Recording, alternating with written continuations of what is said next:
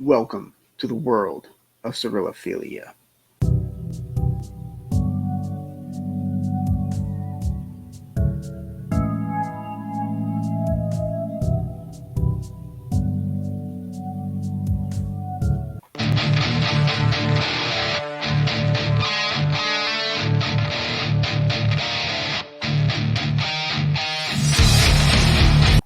What's up, fiends? Alucard here. Today I have a different kind of review for you. We're going to be talking about Defilement of a Porcelain Doll, directed, co-written, edited, and shot by Jonathan Doe, and stars Little Puck and Felicia Fisher, with special effects by Jesse Seitz and James Bell.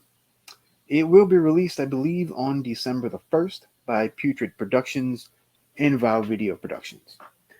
First off, I would like to thank Jonathan Doe for sending me a copy to watch and review for you guys. I, of course, will have links in the description box below. All right, so Defilement of a Porcelain Doll tells a story of a deranged artist living kind of in a ruined part of the city, kind of like underneath the train tracks and stuff, kind of all decrepit and stuff. Um, and she abducts women and uses them as a canvas for her like artistic catharsis. Uh, she takes their bodies and she kind of does these obscene things to them, and it's pretty crazy. Uh, this is kind of this story is sort of explores the boundaries of art and beauty and all that kind of stuff. So, Defilement of a Porcelain Doll is the third entry in the fetish-gore series Erotic Grotesque Nonsense. The trilogy started with the movie Barf Bunny with Felicia Fisher, and the pseudo snuff film The Degenerates, starring Felicia Fisher and Jonathan Doe himself.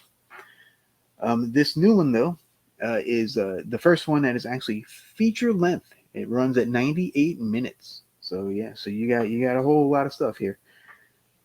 So where to begin? All right, so this is, if you haven't figured out by now, this is not your typical film. These films are usually more about the extreme aspects and more so than telling a bona fide story. And that's mostly true here, but there is a little bit of a story as well.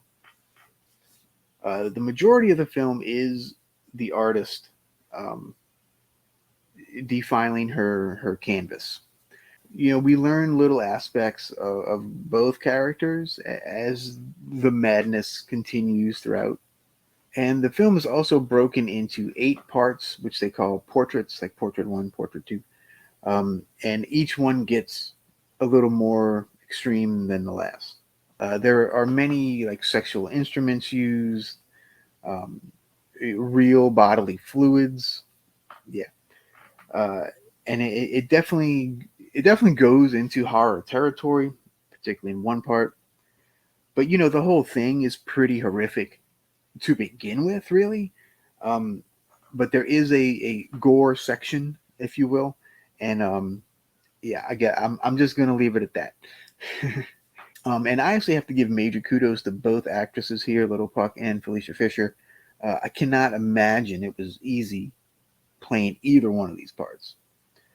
Uh, Felicia is really a trooper, and Lil Puck really played the psychoticness of the whole thing. I thought pretty well.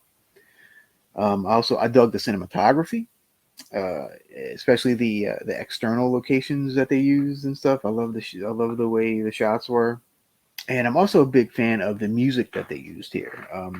There's kind of always something playing in the background, but it totally works with the scenes and never overtook it. The special effects are really great too by Jesse Seitz and James Bell. The gore section really shines here. Um, it was kind of the part I was waiting for. um, and it all looked pretty real to me. I mean, I'm sure it wasn't, but it's pretty disgusting. I'm not gonna lie, it's pretty crazy. Um, so if you're looking for a normal type of film here, this one is not for you. Okay, I want to make that abundantly clear. This is more for the hardcore audience that maybe wants something a little more extreme in their like torture porn realm, that kind of thing. And I usually don't cover movies like these on the channel. This is definitely the most extreme one that I've covered so far, and maybe it will be the most extreme I ever cover. I don't know. I'm typically not the biggest fan of these films. I do like some of them. I do like a little bit. Because many of these movies are quite hard to take and to watch. But this one is extremely well done. I will definitely give it that. If you're into extreme underground cinema, definitely check this one out. And director Jonathan Doe actually has two YouTube channels that I also watch. One's called Cinema's Underbelly, where he kind of reviews all these like extreme underground movies, and I've actually learned quite a lot from him on that channel. He also has another one.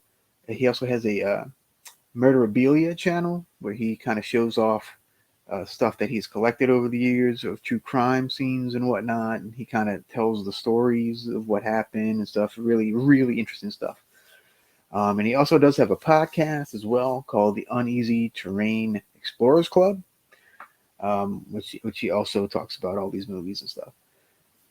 Um, so I first discovered him on Cinema's Underbelly. So I will leave a link to all of that below in the description box. Be sure to check it all out. And like I said, I believe the movie's coming out December 1st. And you should be able to get it from one of the links I'll leave below as well. So with that, thanks for joining me today for this Extreme Underground review. Would you like me to do some more of these? Let me know in the comments below.